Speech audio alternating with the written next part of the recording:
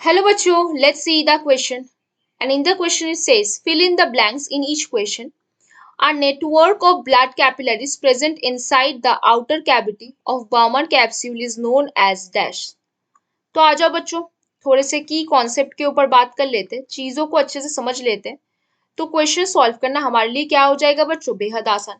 तो देखो बच्चों, क्या बोलेंगे, हमारे पास जो ये वाला एक पोर्शन प्रेजेंट है वो है नेफ्रॉन। यहाँ पे नेफ्रॉन का स्ट्रक्चर गिवन है। ये वाला जो पोर्शन है वो हमारे पास क्या है, एफरेंट आर्टेरियोल्स प्रेजेंट है ना बच्चों। अब देखो, इस साइड में जो पोर्शन हमारे पास प्रेजेंट है उसको आप क्या बोल सकते हो, इफरेंट आर्टेरियोल बोल सकते हो इसको। अब देखो बच्चों, ये वाला जो पोर्शन आपके पास प्रेजेंट है वो क्या है, आपके ग्लोमेरुलस। फिर ये वाला जो आपके पास प्रेजेंट है वो है आपके बाउमन्स कैप्सूल, है ना बच्चों। अब देखो नीचे, नीचे ये वाले जो पोर्शंस आपके पास प्रेजेंट है वो पोर्शन आपका क्या है बच्चों, descending limb of loop of Henley. क्या है, descending limb of loop of Henle. फिर ये वाला जो पोर्शन आपके पास प्रेजेंट है वो बेसिकली आपका वासा रेक्टा कहलाता है। और ये वाला जो पूरा यू शेप्ड पोर्शन है वो आपका लूप ऑफ हेनले है। और ये वाला जो पोर्शन आप देख पा रहे हो वो आपका क्या है, एसेंडिंग लिम्ब है, किसका, लूप ऑफ हेनले का। तो आप लिखोगे ascending limb of loop of Henle, है ना बच्चों। अब देखो, फिर ऊपर वाला जो ये पोर्शन है ये आपका क्या कहलाता है, ऊपर वाला ये पोर्शन आपका पीसीटी कहलाता है। और नीचे वाला ये पोर्शन आपका क्या कहलाता है, डीसीटी कहलाता है। पीसीटी क्या होता है, प्रोक्सिमल कन्वोल्यूटेड ट्यूब्यूल। डीसीटी क्या होता है, डिस्टल कन्वोल्यूटेड ट्यूब्यूल। तो आ जाओ बच्चों, अब नेक्स्ट चीजों में बात करते हैं।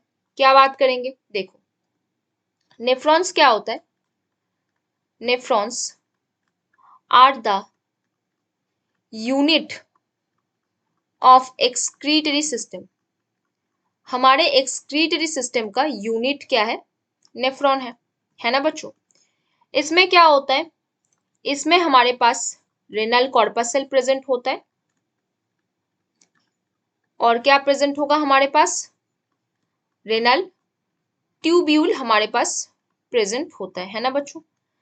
अब ये जो रेनल कॉर्पसल होता है, क्या होता है, जो रेनल कॉर्पसल होता है उसको आप और क्या कहला सकते हो, मैल्पीजियन बॉडी कहला सकते हो। ये जो एक्स्ट्रा पॉइंट्स आप जान रहे हो इसको आप नोट करके रखो, तो एग्जाम पे आपके लिए हेल्प होगा।